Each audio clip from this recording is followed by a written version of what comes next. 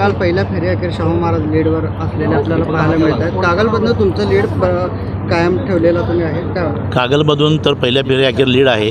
आत्ताच माहिती आलेली आहे ती दक्षिण मतदारसंघातून सुद्धा लीड मिळायला लागलेला आहे. आणि म्हणून आश्चर्यकारक अशा पद्धतीची मतं कोल्हापूर शहर आणि दक्षिण मतदारसंघातून मला लीड मिळेल. कागल आणि चंदगडमध्ये इथून मिळणारच आहे. आणि या 31 फेऱ्या होणार आहेत. पहिल्या फेरीमध्ये लीड झालं म्हणजे काय फार कोणी उत्साहात राहायची गरज नाही.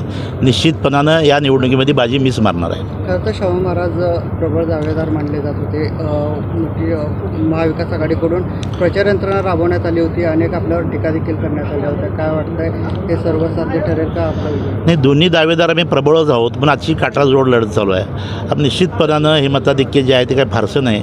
हे मताधिक्य पुढच्या फेऱ्या झाल्यानंतर कमी दिसेल. पहिल्या फेरीमध्ये जरी वाढलं असलं तर पुढच्या फेरीमध्ये कसं राहील? कुठल्या विधानसभामध्ये कसं राहील? मी मगाशी बोललो, कागल विधानसभा मतदारसंघ, चंदगड विधानसभा मतदारसंघ आणि आत्ता आलेल्या माहितीनुसार दक्षिणमध्ये सुद्धा चांगल्या पद्धतीचं मताधिक्य आता पहिल्या फेरीत दुसऱ्या फेरीत मिळालं आहे. आणि शहरामध्ये सुद्धा मिळेल. निश्चितपणानं पुढच्या फेऱ्यांच्यामध्ये माझं लीड वाढलेलं दिसेल. नमस्कार, मी प्रथमेश परब. माझा महाराष्ट्र कोल्हापूर या चॅनलला लाईक करा, शेअर करा आणि सबस्क्राईब करा.